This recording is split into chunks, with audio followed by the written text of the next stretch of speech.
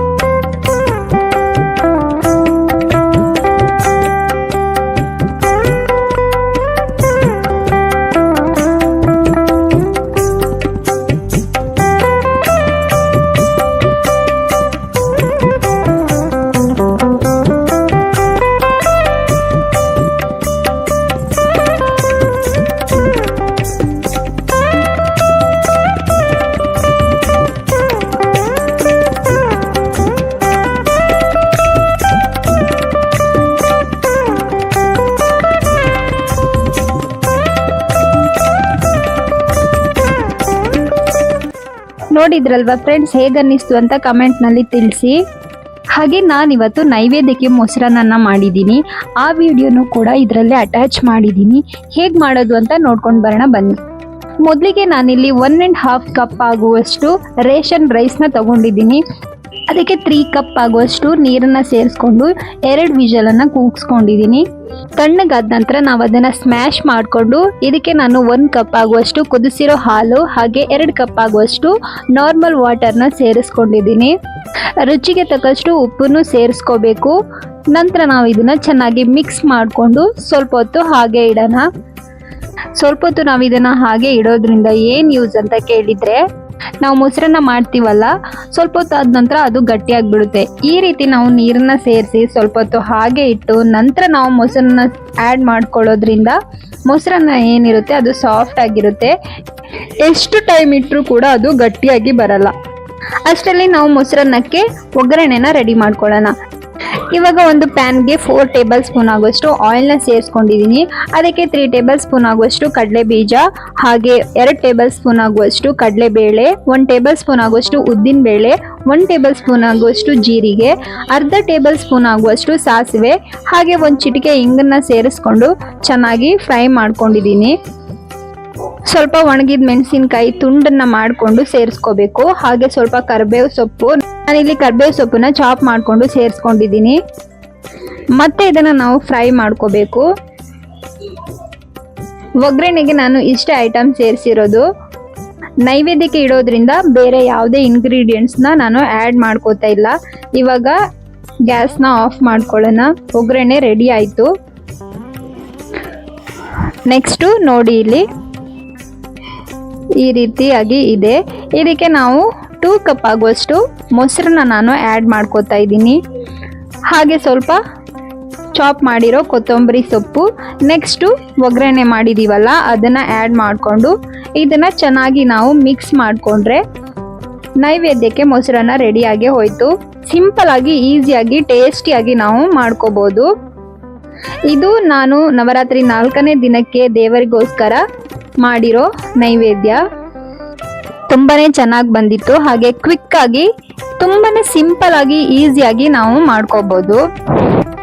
ಹಾಗೆ ಈ ಲಾಗಲ್ಲಿ ನಾನು ಮಾಡಿರೋ ನವರಾತ್ರಿಯ 4ನೇ ದಿನದ ಪೂಜೆ, ಹಾಗೆ ಪೂಜೆಗೆ ಮಾಡಿರುವ ಮೊಸರನ್ನ, ಮತ್ತೆ ಪುಟ್ಟದಾಗಿರೋ ಒಂದು ರಂಗೋಲಿ, ಇವೆಲ್ಲವನ್ನು ನಿಮ್ಮ ಜೊತೆ ನಾನು ಶೇರ್ ಮಾಡ್ಕೊಂಡಿದ್ದೀನಿ.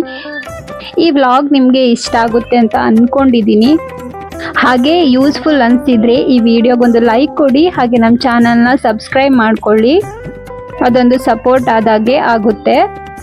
ನಿಮ್ಮ ಒಂದೊಂದು ಸಬ್ಸ್ಕ್ರೈಬ್ ಕೂಡ ನನಗೆ ಮತ್ತೆ ಮತ್ತೆ ವಿಡಿಯೋ ಮಾಡೋಣ ಅಂತ ಅನಿಸುತ್ತೆ. ಪಾಪುನ ಇಟ್ಕೊಂಡು ವ್ಲಾಗ್ನ ಶೂಟ್ ಮಾಡೋದು ತುಂಬಾ ಕಷ್ಟ, ಆದ್ರೂ ಟ್ರೈ ಮಾಡ್ತಾ ಇದ್ದೀನಿ. ಇನ್ನು ಬೇರೆ ಬೇರೆ ಕಂಟೆಂಟ್ ಜೊತೆ ನಾನು ಡೈಲಿ ವಿಡಿಯೋನ ಅಪ್ಲೋಡ್ ಮಾಡೋಕ್ಕೆ ಟ್ರೈ ಮಾಡ್ತೀನಿ. ಆಡಂಬರದ ಪೂಜೆಗಿಂತ ಭಕ್ತಿಯಿಂದ ಮಾಡುವ ಪೂಜೆ ಎಷ್ಟು ಶ್ರೇಷ್ಠ ಅನ್ನೋದನ್ನು ನೋಡೋಣ. ದೇವರು ನಮ್ಮ ಹೃದಯದ ಭಕ್ತಿ ನೋಡ್ತಾನೆ ಹೊರತು ಆಡಂಬರದ ಪೂಜೆ ಅಲ್ಲ. ಅಲಂಕಾರ, ಸಡಗರ, ಹೆಚ್ಚು ಹೆಚ್ಚು ಹಣ ಖರ್ಚು ಮಾಡಿ ನನಗೆ ಪೂಜೆ ಮಾಡುವಂಥ ದೇವರು ಯಾವತ್ತೂ ಹೇಳಿಲ್ಲ. ಹಾಗೆ ಮಾಡೋ ಪೂಜೆ ವ್ಯರ್ಥನೆ ಹೊರತು ಯಾವತ್ತೂ ಅದಕ್ಕೆ ತಕ್ಕ ಪ್ರತಿಫಲ ನಮಗೆ ಸಿಗಲು ಸಾಧ್ಯನೇ ಇಲ್ಲ. ಆಡಂಬರದ ಪೂಜೆ ಮಾಡುವುದರಿಂದ ಜನರ ಮೆಚ್ಚುಗೆ ಸಿಗಬಹುದೇ ಹೊರತು ಬೇರೆ ಏನೂ ಇಲ್ಲ. ಆದರೆ ಭಕ್ತಿಯಲ್ಲಿ ದೇವರ ಆಶೀರ್ವಾದ ಸದಾ ನಮಗೆ ಸಿಗುತ್ತದೆ. ಭಕ್ತಿಯೇ ಪೂಜೆಯ ಸತ್ಯವಾದ ಅರ್ಥ. ಆದ್ದರಿಂದ ನಮಗೆ ಸಾಧ್ಯವಾದಷ್ಟು ಸರಳವಾಗಿ ಮನಸಾರೆ ದೇವರನ್ನು ಪೂಜಿಸೋಣ. ಹಾಗೆ ಆಡಂಬರಕ್ಕಿಂತ ಭಕ್ತಿ ಮುಖ್ಯ ಅನ್ನೋದನ್ನು ಜೀವನದಲ್ಲಿ ನೆನಪಿಸಿಕೊಳ್ಳೋಣ. ಭಕ್ತಿಯಿಂದ ಮಾಡಿದ ಸಣ್ಣ ಪೂಜೆ ದೊಡ್ಡ ಫಲ ನೀಡುತ್ತದೆ. ಇನ್ನೊಂದು ವಿಡಿಯೋದಲ್ಲಿ ಮತ್ತೆ ಭೇಟಿಯಾಗೋಣ.